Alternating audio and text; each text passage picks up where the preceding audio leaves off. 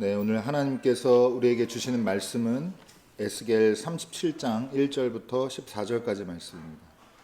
에스겔 37장 제가 1절부터 읽겠습니다. 주님께서 권능으로 나를 사로잡으셨다. 주님의 영이 나를 데리고 나가서 골짜기의 한가운데 나를 내려놓으셨다. 그런데 그곳에는 뼈들이 가득히 있었다. 그가 나를 데리고 그 뼈들이 널려있는 사방으로 다니게 하셨다. 그 골짜기의 바닥에 뼈가 대단히 많았다. 보니 그것들은 아주 말라 있었다. 그가 내게 물으셨다. 사람아, 이 뼈들이 살아날 수 있겠느냐? 내가 대답하였다. 주 하나님, 주님께서는 아십니다. 그가 내게 말씀하셨다. 너는 이 뼈들에게 대언하여라. 너는 그것들에게 전하여라. 너희 마른 뼈들아, 너희는 나 주의 말을 들어라. 나 주 하나님이 이 뼈들에게 말한다. 내가 너희 속에 생기를 불어넣어 너희가 다시 살아나게 하겠다. 내가 너희에게 힘줄이 뻗치게 하고 또 너희에게 살을 입히고 또 너희를 살갗으로 덮고 너희 속에 생기를 불어넣어 너희가 다시 살아나게 하겠다. 그때야 비로소 너희는 내가 주인 줄 알게 될 것이다. 그래서 나는 명을 받은 대로 대언하였다. 내가 대언을 할 때 무슨 소리가 났나 보니 그것은 뼈들이 서로 이어지는 요란한 소리였다. 내가 바라보고 있으니 그 뼈들 위에 힘줄이 뻗치고 살이 오르고 살 위로 살같이 덮였다. 그러나 그들 속에 생기가 없었다. 그때 그가 내게 말씀하셨다. 사람아, 너는 생기에게 대언하여라. 생기에게 대언하여 이렇게 일러라. 나 주 하나님이 너에게 말한다. 너 생기야, 사방에서부터 불어와서 이 살해당한 사람들에게 불어서 그들이 살아나게 하여라. 그래서 내가 명을 받은 대로 대언하였더니 생기가 그들 속으로 들어갔고 그래서 그들이 곧 살아나 제 발로 일어나서 서는데 엄청나게 큰 군대였다. 그때 그가 내게 말씀하셨다. 사람아, 이 뼈들이 바로 이스라엘 온 족속이다. 그들이 말하기를 우리의 뼈가 말랐고 우리의 희망도 사라졌으니 우리는 망했다 한다. 그러므로 넌 대언하여 그들에게 전하여라. 나 주 하나님이 말한다. 내 백성아, 내가 너희 무덤을 열고 무덤 속에서 너희를 이끌어내고 너희를 이스라엘 땅으로 들어가게 하겠다. 내 백성아, 내가 너희의 무덤을 열고 그 무덤 속에서 너희를 이끌어낼 그때야 비로소 너희는 내가 주인 줄 알 것이다. 내가 내 영을 너희 속에 두어서 너희가 살 수 있게 하고 너희를 너희의 땅에 데려다가 놓겠으니 그때야 비로소 너희는 나 주가 말하고 있는 그대로 이룬 줄을 알 것이다. 다 주의 말이다. 이는 하나님의 말씀입니다. 하나님 감사합니다. 우리 인사하고 말씀의 은혜 나누도록 하겠습니다. 하나님께서 원하는 세상은 평화로운 세상입니다.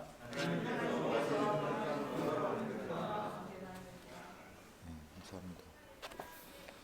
전쟁이 하루속히 끝나고 더는 희생당하는 사람이 없도록 이 자기 이익과 광기에 사로잡힌 폭력이라도 불사하겠다고 저렇게 아직도 그 타인의 희생까지도 감수하는 저 나쁜 지도자들 진짜 빨리빨리 하나님께서 진짜 좀 정리해 주시기를 간절히 좀 기도합니다. 네, 오늘은 사순절 5째 주일입니다. 네, 에스겔 본문 통해서 말씀의 은혜를 나누겠습니다. 오늘도 본문 살펴보기 전에 제가 간단한 얘기 하나, 재밌는 얘기 해드릴게요. 제가 군대에서 이제 제일 고참일 때, 저는 이제 GOP에 그 철책선 근무했었는데, 낮 동안에 이제 무료하니까요, 장기가 그때 유행이었어요. 그래서 장기를 저도 한참 군대 있을 때 뭐 둘 줄 알았지만 조금 더 연습해가지고 이제 후임병들이랑 가끔 두고 그랬는데 저 바로 아래 후임병이 그러니까 얘네가 좀 투머치긴 한데 배경을 이해하실 필요가 있는데 고생을 많이 한 애들이에요. 저희가 막내였을 때 바로 들어왔는데 그 다음부터 1년 반인가 막내가 안 들어왔었어요. 고생하고 진짜 힘들게 지낸 애들인데 이제 GOP까지 올라와가지고 고생해서 애틋해요 뭔가. 근데 이 자식이 뭐가 이 자식이라면 안 되구나. 장기를 이제 고참들 병장들끼리 이제 장기를 두는데 저보다 조금 잘 두는 거예요. 근데 느낌 오세요? 이기면 아주 난리를 치는 겁니다. 막 좋아서 기분 막 세레머니를 하고 막 어쩔 줄 모르. 근데 여러분 제가 이제 군대 있을 때 후임병이 저한테 장기 이겼다고 그렇게 날뛰고 기뻐하면은 여러분 제가 마음이 어떻겠어요? 저도 여러분 30년 전입니다.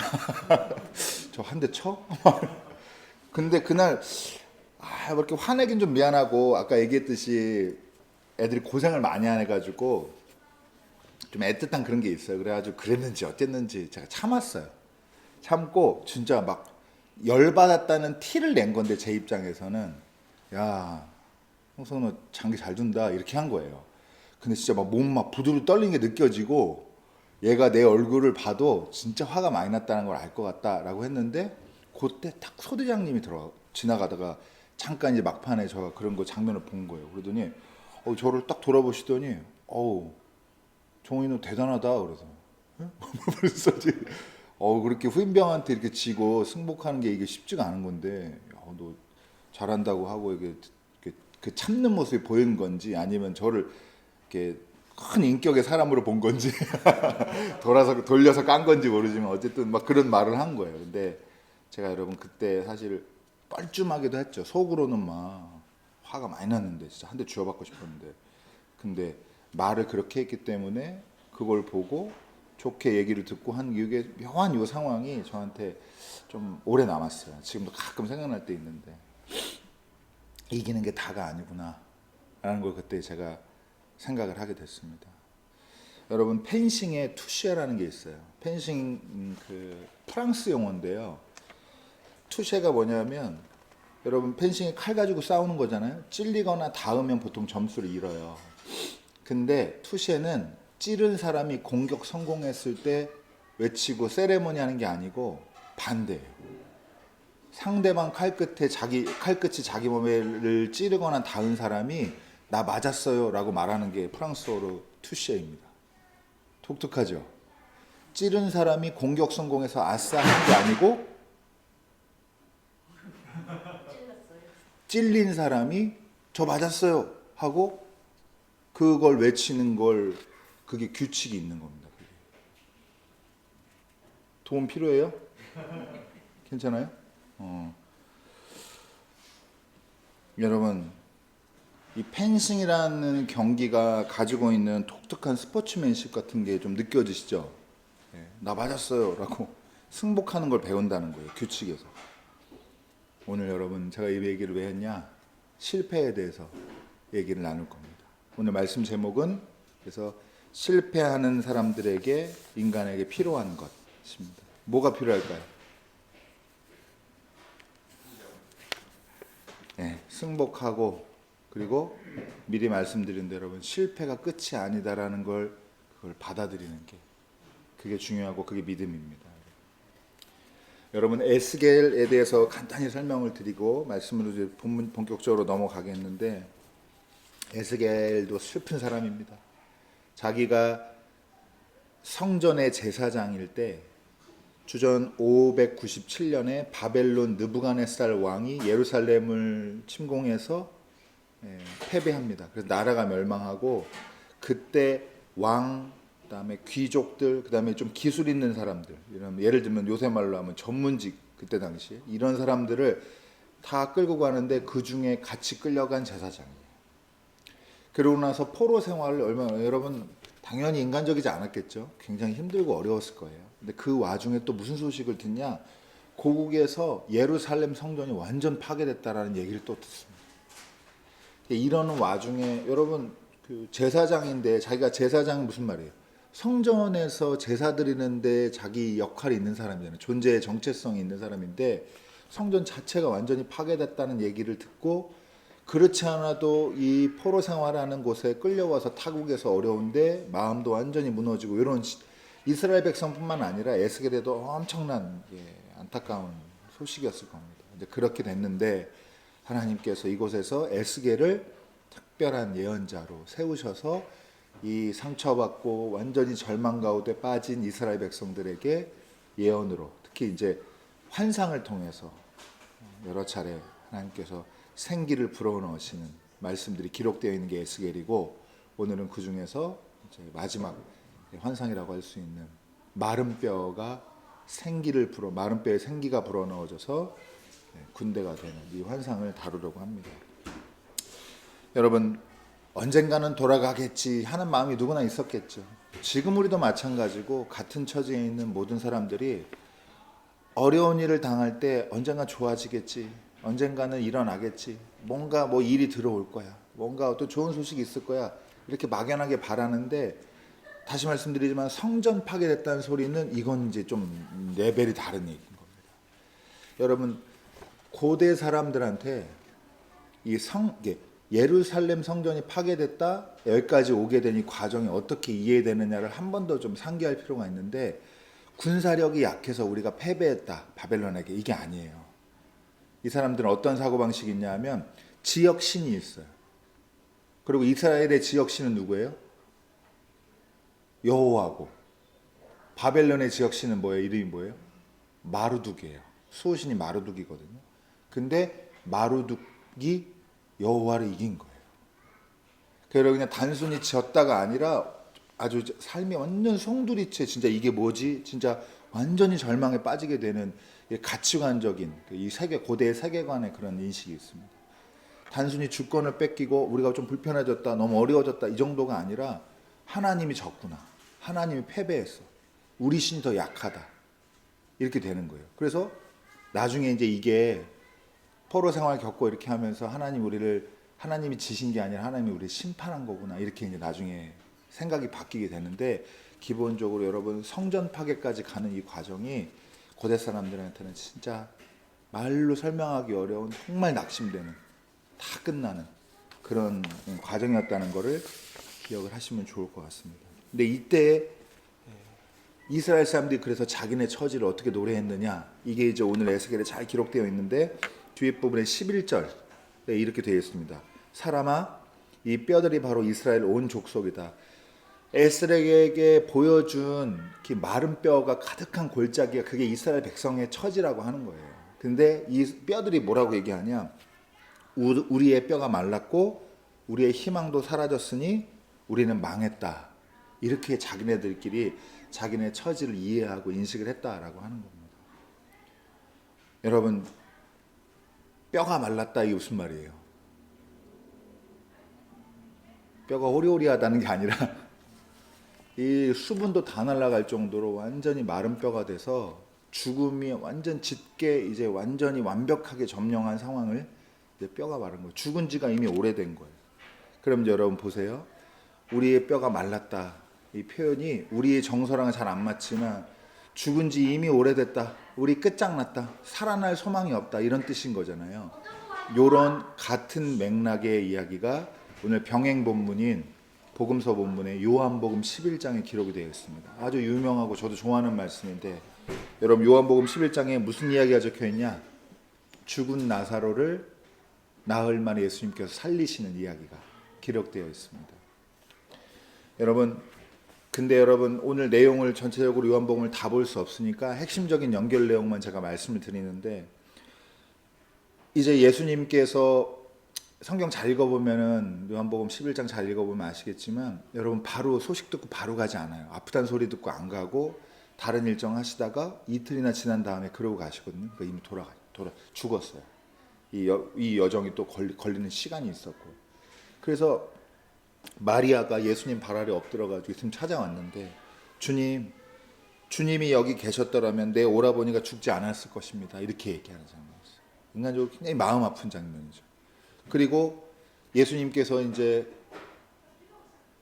나사로의 무덤까지 이렇게 가고, 그리고 이미 죽은 지가 오래됐으니까 애통하러 사람들이 많이 모여고, 우리말로 하면 이제 장례 치르러 사람들이 막 몰려들고 슬퍼하고 있는데, 예수님께서 눈물이 흘리시거든요. 그 사람들이 그런 모습을 보고, 그때 예수님이 정말 이 사람들 사랑했구나, 이렇게 얘기하는 사람도 있지만, 뭐라고 얘기하는 사람도 있었냐면, 눈먼 사람의 눈을 뜨게 하신 분이 이 사람을 죽지 않게 하실 수는 없었단 말이에요, 이렇게 얘기를 합니다. 무슨 뜻으로 물어봤을까요? 잘 모르겠지만 좋은 의미도 담겨 있을 수 있지만 나쁜 의미로도 말할 수 있죠. 아니 그렇게 기적을 해간다면서 왜 죽기 전에는 안 와봤대? 왜 죽도록 내버려뒀대? 죽은 사람 살리는 것까지는 어렵나 보지? 이런 나쁜 뜻으로도 읽을 수가 있는 거예요. 그래서 여러분 우리가 오늘 핵심적으로 다룰 질문이 이겁니다. 왜 하나님은 이스라엘이 패배하고 바벨론에 끌려가고 포로 생활하고 이렇게 하게 냅두셨냐 이거예요. 왜 냅두셨어요? 왜 하나님이라면 이스라엘이 망하기 전에 막지 않으셨냐 이 말이에요. 왜 죽기 전에 죽지 않게 하시지 않았냐 이 말이에요. 여러분 막 하나님이 힘을 주체 못해가지고 더 극적인 걸 보여주려고 이렇게 하신 게 아니죠. 그럼 여러분 여기를 이해를 해야 됩니다. 여러분 이게 우리의 질문이에요. 우리도 똑같은 질문을 안고 살아갑니다.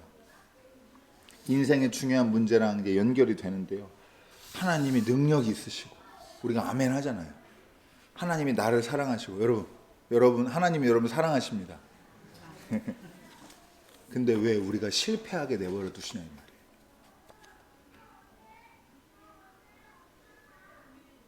왜 우리가 고통받게 내버려 두시냐 이 말이에요.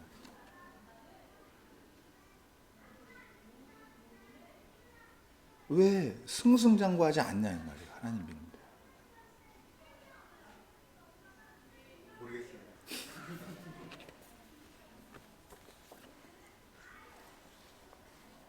요한복음 11장에 예수님께서 마리아와 마르다, 나사로를 사랑했다고 기록이 되어 있어요.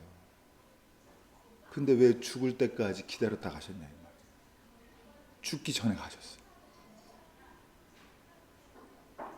왜 관계 다 망가지고, 왜 상처받고, 사업 안 되고, 일 끊기고, 왜 낙방하고, 다치고, 병들고, 왜 이렇게 놔두시냐. 이게 숙제예요, 우리. 하나님, 그러니까 이게 여러분 나중에 잘못되면 양쪽 하나님 따로따로 믿어요. 하나님은 나를 잘되게 하시고 나를 사랑하시는 분, 이걸 믿는데 인생에서 안 되는 거. 그러니까 여기서 이게 간격이 너무 크니까 해답을 못 찾고 자꾸 이거를 뭔가 이상한 걸로 자꾸 메꾸려고 이해하려고 하는데, 여러분 그냥 아주 오늘 본문 통해서 아주 그냥 상식적으로도 누구나 알 수 있는 수준으로 일단은 얘기를 시작을 하면은, 여러분 하나님이 우리가 실패하지 않도록 막지 않으신다는 게 중요합니다. 안 막아요. 실패하게 내버려 두세요. 나쁘게 말하면. 그때 하나님이 무슨 심정인지 우리가 이해는 못하겠지만 어쨌든 하나님이 우리를 막지 않으세요. 여러분 보세요. 반대로 실패라고 얘기하니까 그런데 여러분 죄 지을 때 하나님이 안 막으신다고요. 죄 짓게 내비둬요. 이게 제가 청년 때 고민이었어요. 도둑질 할 때 손을 비틀어 버리면 나를 좋을 텐데 도둑질 한 다음에 회개하게 한단 말이죠. 왜 이렇게 하시냐면, 하나님은 우리가 실패하지 않기를 원하지 않으시는구나. 이게 첫 번째 이해할 겁니다. 어떻게 말하면요, 여러분 우리가 실패하기를 원하세요. 아멘 못 하시겠죠? 하나님이 잘 되게 하실 줄 믿습니다. 이렇게 하면 지금도 아멘 하는데, 하나님 여러분 실패하기를 원하십니다. 이러면 여러분 아멘을 못 합니다. 두 번째로, 여긴 그래도 아멘 하실 수 있는 건데, 하나님의 우리가 실패한 게 끝일 듯하지 않습니다. 이렇게 가야 아멘이 나오는 거예요. 하나님께서 우리의 실패 후에 하나님의 새로운 일을 하십니다. 여러분 마른 뼈에 생기를 불어넣으시고 다시 살아나게 하시고, 죽었던 사람이 수 입고 무덤 밖으로 걸어 나오게 하시고, 하나님이 하시는 일은 멈춤 없이 이렇게 하나님께서 진행하신다 이 말입니다. 그래서 여러분 다 우리가 사랑하는 구절 중에 하나인데, 풀은 마르고 꽃은 시드나 뭔 영원하대요? 하나님의 말씀은 영원하다. 시편 40편 말씀입니다. 하나님은 하나님의 하시는 일을 하십니다. 그래서 우리가 착각하지 말아야 되는데 우리 중심으로 하나님의 하시는 일을 이해하면 안 돼요. 왜 나를 요 타이밍에 안 도와주냐? 왜 나를 요 타이밍에 실패하지 않게 막지 않느냐? 이거 다 우리 기준이에요. 하나님은 꾸준히 하나님의 일을 하십니다. 여러분, 우리는 실패하기를 원치 않아요. 저도 마찬가지입니다. 웬만하면 이건 리스크를 줄이려고 하는 거지. 실패하기 위해 사는 사람이 어디 있어요? 근데 신앙의 관점으로는 다르다라고 하는 거고, 여러분, 우리가 사랑하는 여기 자녀들도 여기 같이 예배드리고 있는데 웬만하면 되도록이면 실패하지 않도록 우리가 마음을 쓰잖아요. 네. 안 들어 처먹어. 안 들어 처먹습니다.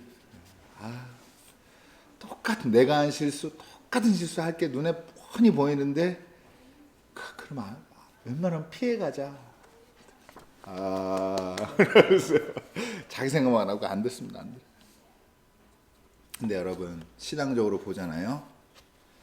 신앙은 승리 지상주의나 성공주의가 아니에요.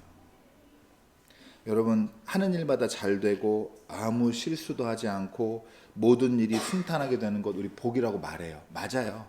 맞죠. 그게 복이 아닌 건 아니에요. 근데 여러분, 물론 맞지만 안전한 일상을 경험하지 못하고 늘 불안 속에 사는 것, 이거 복이라고 말하기는 어렵지만 여러분, 그러나 정직해져야 되는 거죠. 무슨 말이냐? 우리는 반드시 실패해요. 여태까지 성공만 하신 분들이 없단 말이에요. 그래서 이거를 자꾸 포장하면 안 돼요. 그럼 신앙에 자꾸 괴리감이 생깁니다. 성공만 하는 인생 있어요, 없어요, 여러분? 없어요. 없어요. 단언코 없습니다. 누구나 다 실패합니다. 성공할 거다, 예수 믿고 잘 될 거다라고 생각하는 것 자체가 여러분 동화예요. 하나님을 내 중심적으로 이해한 거고. 여러분, 그렇다면 우리는 이제부터 생각을 바꿔서 어떻게 가야 되냐 하면, 그러면 실패를 새롭게 이해해야 돼요, 신앙적으로. 그리고 실패를 대하는 자세를 고치고 그걸 연습을 해야 되는 겁니다.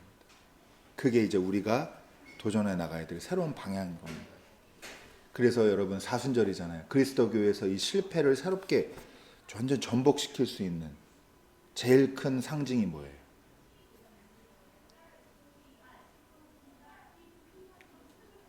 십자가입니다. 십자가. 완벽한 실패가 완벽한 생명의 길이 되는 그 전환점.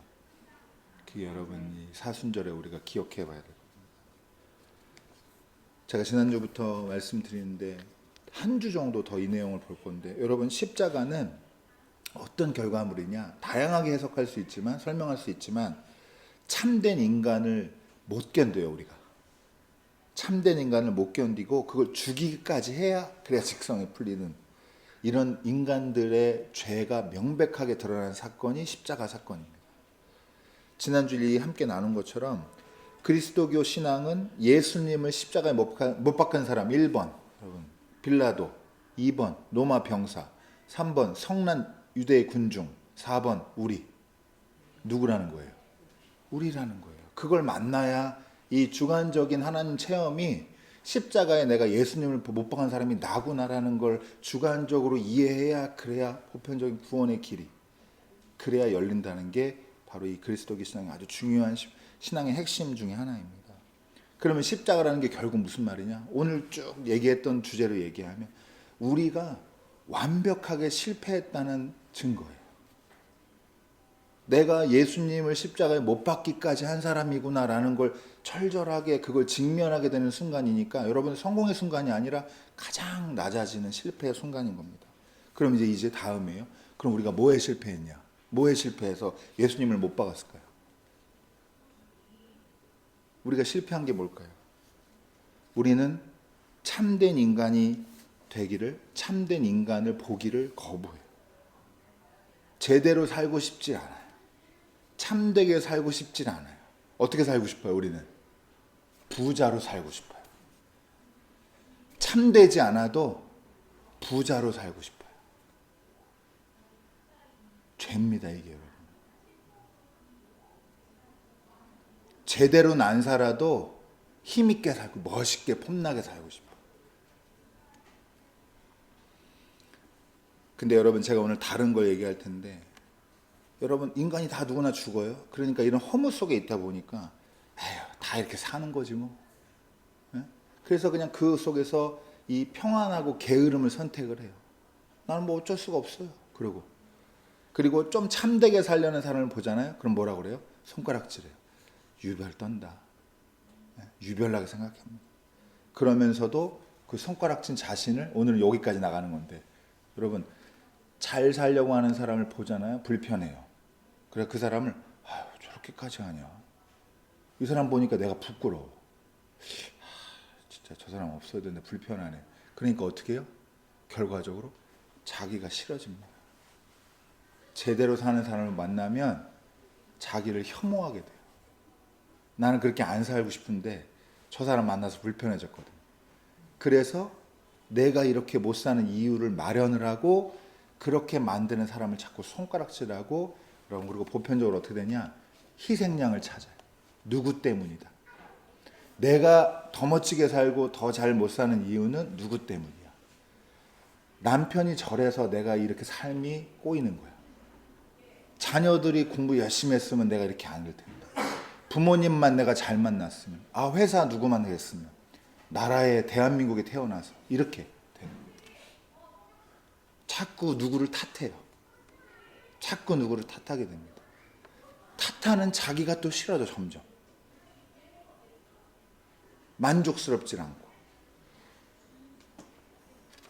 자신은 존재하지 않으러 가면서 제대로 살아보고 존재하려는 사람들이 생기면 미워하는 것, 여기서 우리가 자꾸 이거에 걸려 넘어지고 실패하게 되는 겁니다. 그러나 여러분, 그래서 하나님은 어떻게 하느냐? 우리가 실패하게 내버려 두세요. 여러분, 그리고 우리가 실패하는 게 하나님이 우리의 끝도 아니지만 하나님의 끝이 아니다 이 말이에요. 근데 실패를 하게 내버려 둘 때 어떻게 실패를 해야 되냐? 여러분, 1번 적당히, 2번 완전히. 어떻게 실패해야 될까요? 여러분, 너무 아픈 말이지만 적당히 실패하니까 삶이 안 바뀌는 거예요. 완전 망해야 다시 새로운 삶이 열리는데, 고만고만하니까 그냥 거기 무뎌지게 되는 거예요. 그래서 여러분, 완전한 실패를 오늘 성경에서 에스겔에서 뭐라고 그래요? 마른 뼈 골짜기. 요한복음 11장에서는 죽은 지 나흘 돼서 냄새가 난다. 근데 하나님께서는 어떻게 해요? 그 완전한 실패를 생명의 힘으로 다시 바꿔내신다. 그래서 여러분, 실패를 두려워하지 마시기 바랍니다. 다 실패해요. 실패 안 하려고 해도 실패해요. 실패하려고 해도 실패하고. 어차피 실패합니다, 우리는. 그래서 이걸 다시 생각해야 되는 겁니다. 여러분, 그래서 제가 반복적으로 드리는 말씀이지만, 여러분, 윤리적이 되려고 노력하지 마세요. 기독교인의 제일 큰 단점이 뭐냐? 제가 보기엔 몇 가지 있지만 저도 포함해서 착해지려고 하는 게 문제예요. 착해지려고 하는 게. 윤리적인 어떤 성취를 이룬 사람은 칭찬받아 마땅합니다. 박수 받아야 돼요. 그러나 여러분, 인간의 목적은 윤리적 사람이 되는 걸까요? 인간적인 사람이 되는 걸까요? 인간의 목적은 인간적인 사람이 되는 거예요. 인간이 되는 겁니다. 여러분, 주변에서 너무 무모한 사람 보면 답답해요. 저 사람은 계산도 안 하나? 뭘 따져보지도 않고 해? 답답해요. 근데 여러분, 더 답답한 사람 있어요. 뭘까요? 누굴까요? 무모한 사람 말고 아무것도 안 하는 사람. 이게 진짜 속 터집니다. 아무것도 안 하려는 사람. 말썽도 부리고 실망도 하고 실망도 끼치고 실수도 하고 다치기도 하고, 이게 성장하는 인간이 경험하는 일이에요. 근데 웬만하면 일을 안 벌려요. 웬만하면 모든 일에 안전을 추구하고, 웬만하면 그냥 관성대로 살아가는 이런 사람들이, 여러분, 한 단계 위에 한 단계 그걸 거친 사람들 보기에는 그 사람들이 오히려 훨씬 답답합니다. 좌충우돌하면서 뭐랑 도전해보고 그러면서 실패도 하고 울기도 하고 웃기도 하고 이런 사람이 낫지, 아무것도 안 하고 찔러도 가만히 있고 이런 사람이, 여러분, 이게 더 답답한 거예요. 실패 안 하려고 하는 사람. 그래서 그리스도인들이 실패는 안 하려고 그래요. 그러니까 어떻게 해요? 착해지려고 그래요. 착해진다는 게 무슨 말이에요? 여러분, 본인이 스스로 착하다는 안심을 하고 싶은 거예요? 다른 사람한테 착하다는 말을 듣고 싶은 거예요? 다른 사람한테 들어야 돼요. 착하다는 건 이거 함정이 있어요. 저는 생각보다 착한 사람이에요. 이걸로 만족이 안 돼요. 착하다는. 그러니까 어떻게 해요? 자꾸 상대방의 인정에 목마르게 됩니다. 주체적으로 못 살아요. 두 번째로 여러분, 현실을 부정하게 됩니다. 아까 우리가 계속 얘기했듯이 우리는 아무리 착하게 살려고 해도 다른 사람한테 피해를 끼칩니다. 실패합니다. 어쩔 수가 없어요. 살아있는 사람이면 늘 이게 딜레마입니다. 내가 아무리 선하게 살려고 해도 다른 사람이 나 때문에 불편한 게 생겨요. 그래서 여러분, 다음 주쯤 다시 한번 얘기할 것 같은데, 알고 짓는 죄가 나쁠까요? 모르고 짓는 죄가 나쁠까요? 여러분, 원래 모르고 짓는 죄가 더 무섭고 큰 겁니다. 무슨 말이냐면, 내가 이거 해도 되나? 못된 것 같은데, 에이, 못 참겠다. 이런 건 차라리 나아요. 성경에도 여러분 보면요, 예수님께 행실이 좋지 못해서 어떤 사람들은 엎드려서 회개한다고요. 오자마자. 근데 어떤 사람이 문제예요? 자기가 죄 짓는 줄 모르는 사람들이 문제예요. 그래서 여러분, 우리도 언제 회개했냐? 보통 난 몰랐는데, 잘 산다고 살았는데 내가 죄인이었구나, 이럴 때 회개해요. 여러분, 저희가 주일날 와서 매일 반복되게 하지만 하나님 일주일 동안 무슨 죄를 범했고, 사실 이런 거 형식적이에요. 그건 진짜 죄가 아닙니다. 진짜는 내가 괜찮은 사람이라고 너무 안심하고 살았는데 알고 봤더니 누가 나 때문에 너무 아파했어 그동안. 이런 게 언젠가 알게 될 때가 있어요. 하나님이 그걸 알게 하실 때가 있는데, 그때 애통하는 마음이 생기고 그때 회개를 하게 되는 겁니다. 여러분, 이제 말씀을 마치도록 하겠습니다. 계속 사순절 이겨서라기보다는 어쨌든 조금 더 근본적인 부분의 얘기를 하기 위해서 어려운 말씀도 하고 있는데, 여러분, 못되게 살라는 말이에요. 그래서 무모하게 살라는 말이에요. 그런 말이 아니라, 여러분, 안전하게 아무것도 도전하지 않고 웬만하면 부딪히지 않으려고 이렇게 사는 삶이 꼭 좋은 삶은 아니다라고 말씀드리고 싶습니다. 도전하십시오. 그리고 여러분, 살다 보면 싸우기도 하는 거죠. 부딪히기도 하고 실수도 하고. 배우면 돼요. 자기가 잘못했을 때 어떻게 하면 돼요? 푸시하면 돼요. 승복하면 되는 겁니다. 이걸 못해요. 이걸 아예 안 하려고 그러는 게 문제다, 이 말이에요. 펜싱에서 찔리지 않으려고 하면, 여러분, 이거 펜싱이에요, 아니에요? 이건 안 되는 거라, 이 말이에요.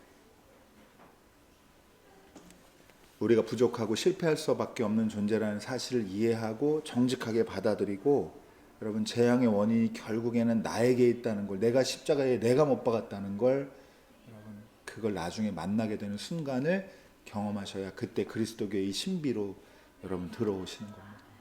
남이 아니라 온 힘을 다해서. 그래서 여러분, 우리가 뭘 해야 되냐? 우리가 겪는 실패에 여러분 완전하게 여기다가 자꾸 절대화시키면 안 돼요. 실패하면 큰일 나는 것처럼 자꾸 그렇게 두려운 마음에 사로잡히지 마세요. 그래서 어떻게 하느냐? 살다 보면 작은 실수할 때 어떻게 하셔야 돼요? 이겨내셔야 됩니다. 이겨낸다는 게 무슨 말이냐면 그 다음을 하시면 돼요. 다음. 또 실수하면 어떻게 해요? 그 다음을 또 하면 됩니다. 에이, 망했다, 그냥 접자, 이러지 마시고 계속 살아갈 힘을 얻으시고, 여러분, 이게 바로 오늘 사순절에 저희가 나누고 싶은 이야기입니다.